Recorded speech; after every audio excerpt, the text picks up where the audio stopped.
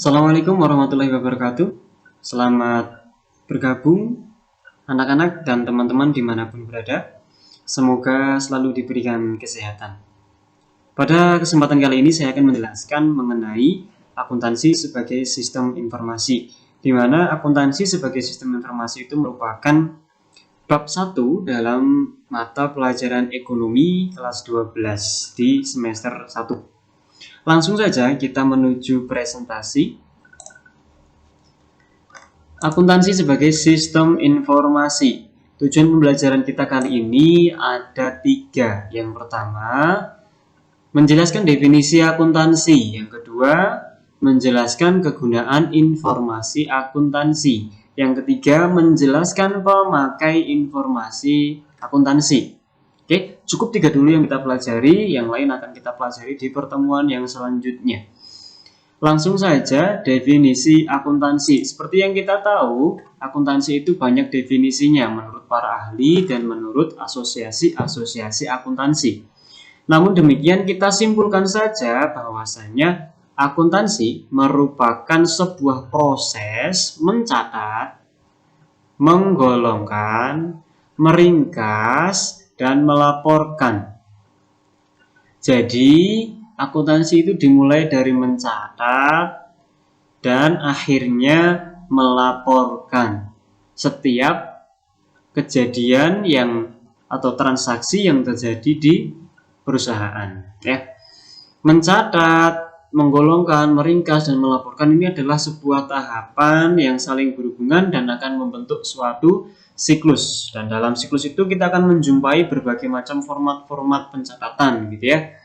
Apa saja ya nanti akan kita jumpai di pertemuan selanjutnya. Mencatat kita punya format apa, menggolongkan kita punya format apa. Oke, akan kita jumpai di pertemuan selanjutnya.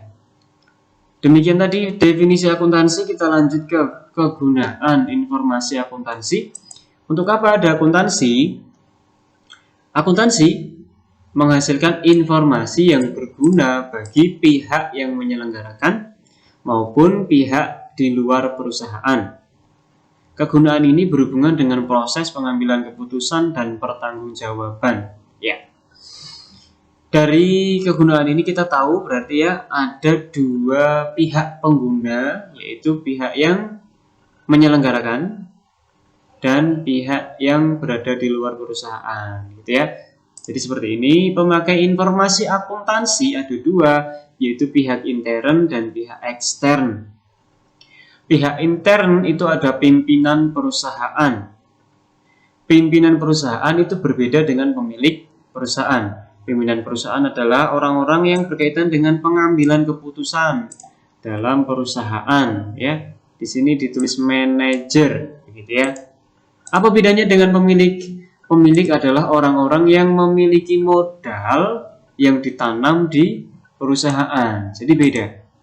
Apabila pimpinan perusahaan masuknya pihak intern, apabila pemilik perusahaan masuknya pihak ekstern. Baik, sekarang kita ke pihak ekstern. Pihak ekstern ada beberapa, yaitu ada investor, ada karyawan, ada pemberi pinjaman, ada pemasok dan kreditur, ada pelanggan, ada pemerintah, ada masyarakat. Gitu. Yang pertama, pihak ekstern yang pertama, investor atau calon investor. Investor adalah orang yang menanamkan modalnya ke perusahaan. Menanam modal tidak serta-merta langsung menanam, tetapi harus memperhatikan kelangsungan perusahaan, mempertimbangkan keuangan perusahaan yang mau ditanami modal. Apakah perusahaan ini bagus, apakah perusahaan ini laba, apakah perusahaan ini berpotensi bangkrut, dan sebagainya. Itu. Jadi investor perlu informasi akuntansi. Yang kedua, karyawan. Karyawan merupakan pihak ekstern karena tidak termasuk atau tidak berkaitan dengan pengambilan keputusan tadi. Karyawan perlu tahu informasi akuntansi untuk mengetahui kelangsungan perusahaan di mana dia bekerja. Yang ketiga, pemberi pinjaman. Pemberi pinjaman contohnya bank. Apabila perusahaan pinjam uang ke bank, bank tidak akan langsung memberikan pinjaman, melainkan akan menilai dulu apakah perusahaan itu termasuk perusahaan yang bagus, apakah berpotensi bangkrut, apakah berpotensi bisa membayar, dan sebagainya. Bank melihat juga informasi akuntansi untuk pertimbangannya. Yang keempat, pemasok atau kreditur dan usaha lainnya. Pemasok ini adalah orang-orang yang menyediakan barang untuk perusahaan.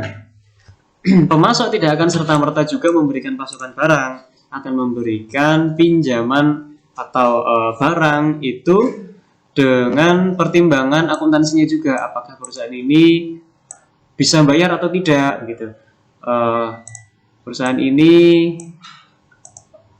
labanya bagaimana gitu. Apabila tidak bisa bayar atau berpotensi tidak bayar, ya tidak akan diberikan pasokan. Yang kelima, pelanggan. Pelanggan juga perlu informasi akuntansi. Yang keenam, pemerintah. Pemerintah perlu informasi akuntansi berkaitan dengan pajak. Ya, besarnya pajak ditentukan berdasarkan laba perusahaan. Laba perusahaan tercantum dalam laporan keuangan perusahaan, yaitu laporan laba rugi. Maka pemerintah perlu informasi akuntansi perusahaan. Yang terakhir, masyarakat atau publik juga perlu informasi akuntansi. Baiklah, demikian tadi penjelasan mengenai akuntansi sebagai sistem informasi yang mencakup 3 tujuan pembelajaran, yaitu definisi akuntansi, kegunaan akuntansi, dan pihak yang menggunakan informasi akuntansi. Baik, terima kasih atas perhatiannya. Mohon maaf apabila ada salah kata. Assalamualaikum warahmatullahi wabarakatuh.